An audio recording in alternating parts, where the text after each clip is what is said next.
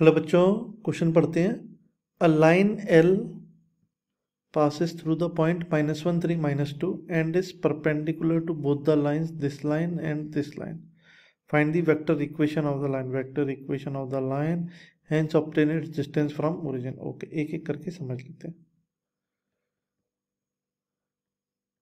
की कॉन्सेप्ट, सबसे पहला की कॉन्सेप्ट है, लेट से ए वेक्टर है ना, A vector is perpendicular to B vector and C vector। मान लेते हैं एक वेक्टर A है वो B और C दोनों के परपेंडिकुलर है। इसका मतलब ये होता है कि जो A वेक्टर होगा must be parallel to B cross C, है ना।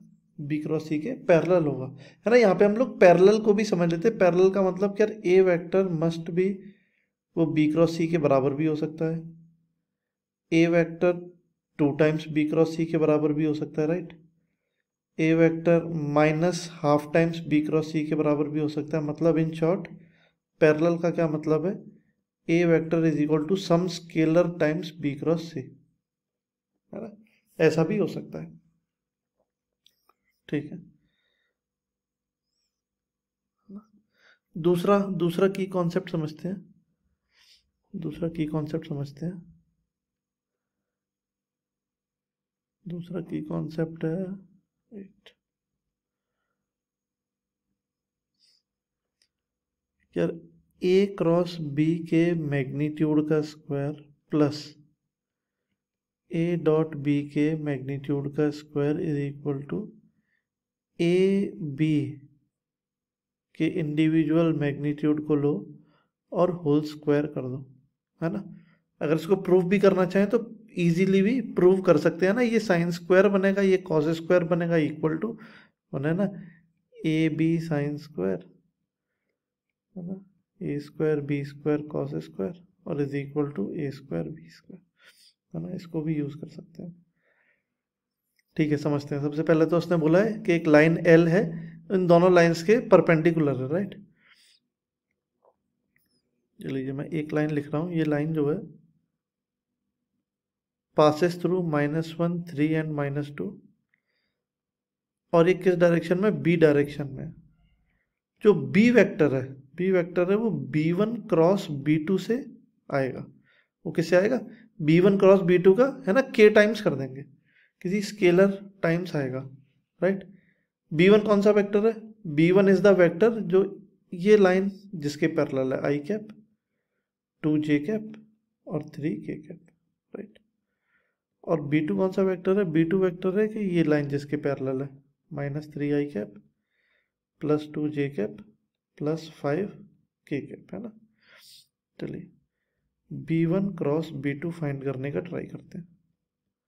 I J K 1 2 3 -3 2 5, ये आ गया I टाइम्स आएगा 10 -3 4 minus J times 5 + 9 14 plus K times आएगा 2 + 6 8।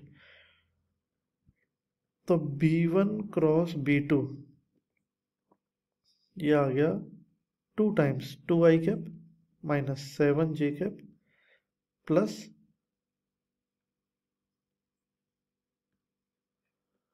4 K कैप, है ना। तो अगर B वेक्टर लिखना चाहें तो हम लोग हाफ B1 क्रॉस B2 लिख देते हैं। हाफ B1 क्रॉस B2 लिखने का क्या फ़ायदा होगा, थोड़े से नंबर्स थोड़े से छोटे हो जाएंगे, है ना। 4 की जगह 2 आ गया, 14 की जगह 7 आ गया, 8 की जगह 4 आ गया, राइट।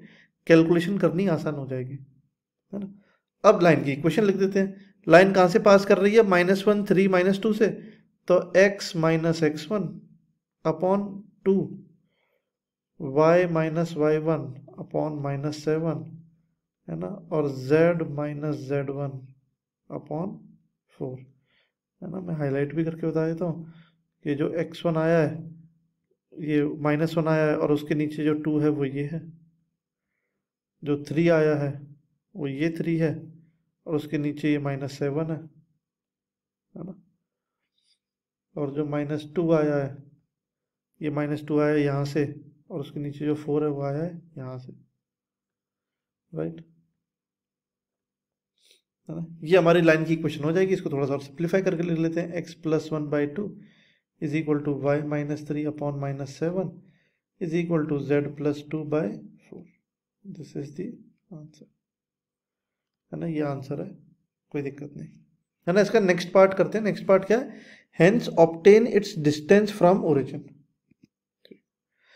तो ये था x plus 1/2 is equal to Y minus 3 upon minus 7 is equal to z plus 2/4, है ना। सही लिखा है, हाँ बिल्कुल सही लिखा है।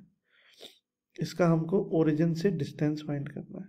ये लीजिए, ये रही लाइन, यहाँ पे है कहीं ओरिजिन, और ये रहा पॉइंट -1 3 -2, राइट। और इस डायरेक्शन में बी वेक्टर है। बी वेक्टर क्या है? 2i cap minus 7j cap plus 4k cap, और हमको ये परपेंडिकुलर डिस्टेंस फाइंड करना है। ये परपेंडिकुलर डिस्टेंस फाइंड, है ना। अगर आप इस लाइन को ध्यान से देखो, इस लाइन को, इसको मैं O नाम दे रहा हूँ, इसको A नाम दे रहा हूँ, इसको B नाम दे रहा हूँ, है ना। और देखो परपेंडिकुलर डिस्टेंस का फॉर्मूला भी है हमारे पास, है ना। डायरेक्ट फॉर्मूला भी यूज़ कर सकते हैं, लेकिन इसको थोड़ा सा समझ लेते हैं कि फॉर्मूला भी कैसे आया है ना। कई बार क्योंकि बहुत सारे फॉर्मूले याद नहीं रहते हैं, इसको समझते हैं। लेट से ये थीटा है। थीटा का क्या मतलब हुआ? ओ बी वेक्टर और बी वेक्टर में जो एंगल है वो थीटा है ना। हमको ओ ए फाइंड करना है। कोई ध्यान से देखो यार, ओ बी को अगर साइन थीटा कर देंगे तो ओ ए आएगा। ओ बी का क्या कर देंगे? साइन थीटा कर देंगे तो ओ ए आएगा। ओ ए हमको फाइंड करना है। मैं इसको एक काम करता हूँ, इसको थोड़ा सा और अच्छे से लिख रहा हूँ। O B sine theta into B vector का magnitude is equal to O A, और नीचे आ गया बी वेक्टर का मैग्नीट्यूड। आप इसको अच्छे से देखो, ये लिखा हुआ है O B cross B vector का magnitude divided by B vector का मैग्नीट्यूड, और ये ओ ए आ जाएगा। ये होता है हमारे को फॉर्मूला, है ना। चलो अब सारी वैल्यूज फाइंड कर देते हैं एक एक करके। ओ बी वेक्टर फाइंड कर देते हैं ना, मतलब बी माइनस ओ, है ना। हेड माइनस टेल करेंगे तो minus I cap plus 3j cap minus 2k cap, right. O B cross B vector भी फाइंड कर लेते हैं। O B cross B I J K, O B मतलब -3 2 -2, और बी मतलब 2 -7 4, राइट। तो O B cross B vector आ जाएगा I times 12 -14 -2 minus J times -4 +4 0 plus k times 7 -6, right. O B cross B is -2i plus k modulus upon B vector का अगर magnitude लिखना है, बी वेक्टर का magnitude होगा 2i cap -7j cap plus 4k cap magnitude is equal to O A, है ना। ऊपर तो मैग्नीट्यूड आ रहा है √2² प्लस 1² अपॉन नीचे आ रहा है √2² plus 7² plus 4², right, is equal to O A. तो ये आ जाएगा √5 अपॉन स्क्वायर रूट, है ना। ऐड कर लेते हैं 4 प्लस 16 20 एंड 49 69। तो यहाँ से ओ ए आ जाएगा √5 upon 69। This is our answer. Thank you.